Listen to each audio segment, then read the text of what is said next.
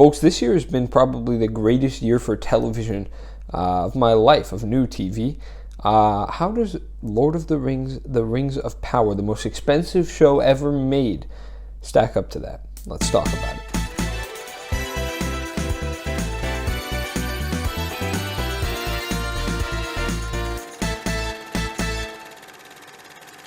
If you're familiar with how I sort of structure my reviews on this channel, you're aware that I like to give some background on the thing I'm reviewing before I review it.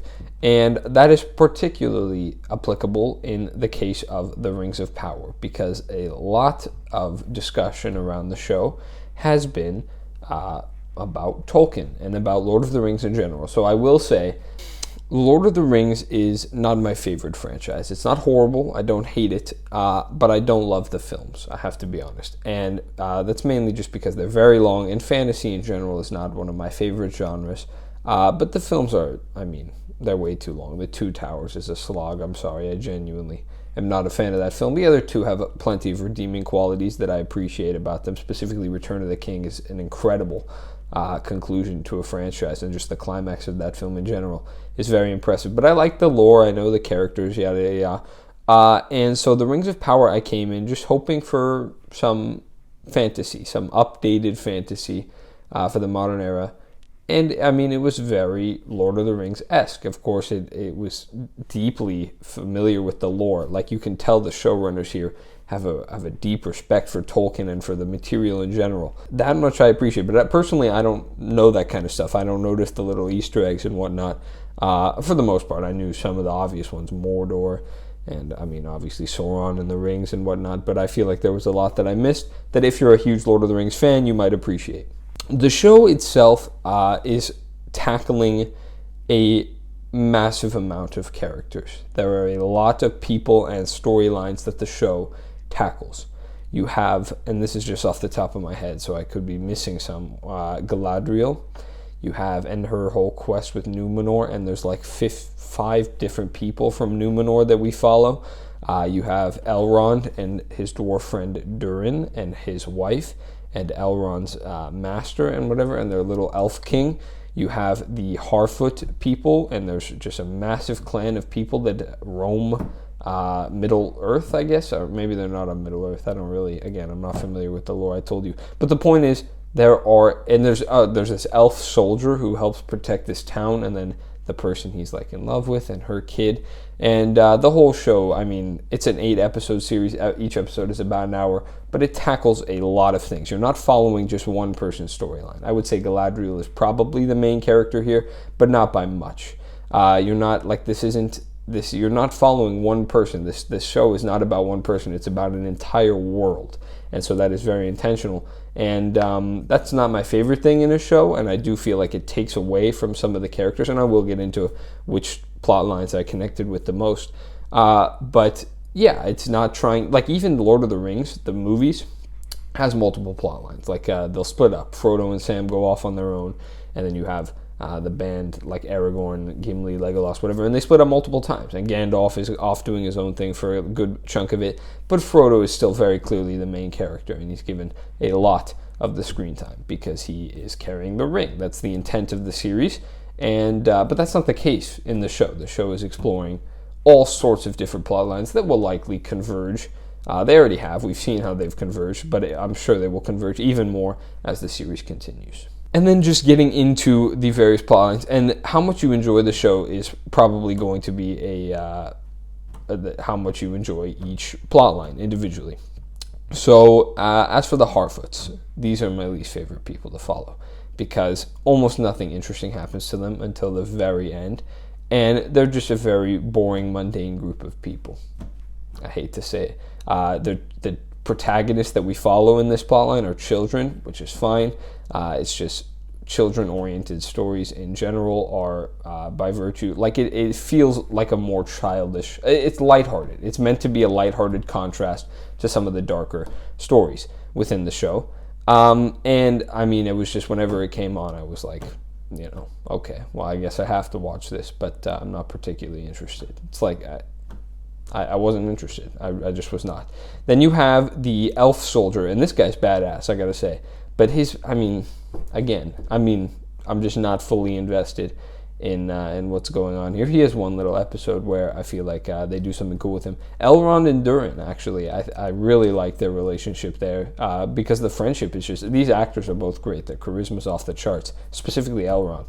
And I really like the friendship that they have there. And there's a bit of intrigue in the plot that gets revealed along as the series goes. And then Galadriel's plotline is obviously the standout. She goes on this faraway quest, and she does a lot of the fighting and the soldiers. And she's very cool. I don't recall much about her character from the original series, but I did like her here, and I really like the journey that she goes on.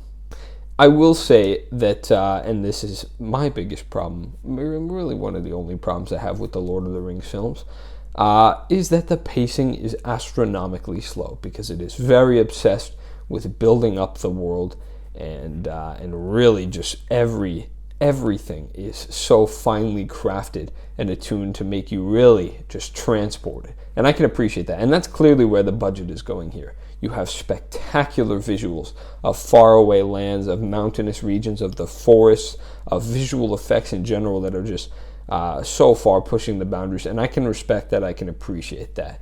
But world building is not the number one thing I look for in a film or show. I look for the story. And whether or not, it spends too much time, I would say, focusing on this world building and really just dragging all this stuff out. And, I do feel that's unfortunate. And there are episodes here which move a lot faster. We're talking about the finale. That one's moving very quick. It's got a lot to get through in that hour. But then earlier on in the series, you spend a prolonged amount of time just with this seemingly insignificant nonsense. And like in retrospect, I'm like, I really sat through that. Was it worth it at all? I don't know. And then along those lines, you have an episode, the penultimate episode, I believe it's episode 7, but I could be wrong about that. It might be episode 6. Is basically just a war. It's a war, and it's a very cool war. It's very well shot, well staged. The choreography is incredible, and it just looks very impressive. This is like filmmaking quality. This is film level quality in a television show, which is what you get when you pay $500 million for a show. But like episode wise, really, we're going to spend an entire episode. This isn't even the finale. This isn't even the finale. It's not even the climax, really, of the show. And I get it leads to a very important moment, but it's like, I felt a little out of place watching all this action. Really, we're spending an entire episode dedicated to this here? Okay. So look, the Rings of Power, I don't have many, I can't complain about the technical aspects, obviously. The only, I guess, complaint I could have is script related and pacing problems in general. But besides that, it's all personal preference. And, you have to take what I say with a grain of salt, because I don't love the original Lord of the Rings films. I do have severe issues with how long they are and the pacing of those films. And now I will, of course, watch them again someday. And I do really hope, I would love to love those films. I really would. It is something that I feel like I could love, but I don't, as it stands. So if you love those films, if you love fantasy, if you love long journeys and world building and these massive worlds that you can just feel at home with and all sorts of different groups of people, Rings of Power is the show for you, undeniably. But it's a time commitment. It's 8 episodes, each an hour, some more than an hour, and you got to invest a lot into these characters and their worlds. And that is not particularly the experience I hope for, but it certainly nails that. And so, again, besides pacing, that's the only real complaint I have. It's just personal preference. And I'm not the biggest fan of this kind of show.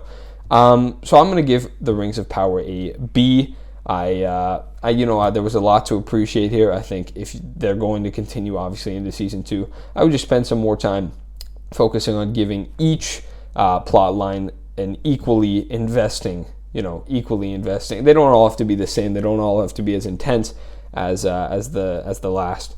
But at least make each one interesting enough. I don't want to have to groan when the Harfoots come on after, an intense action scene with Galadriel.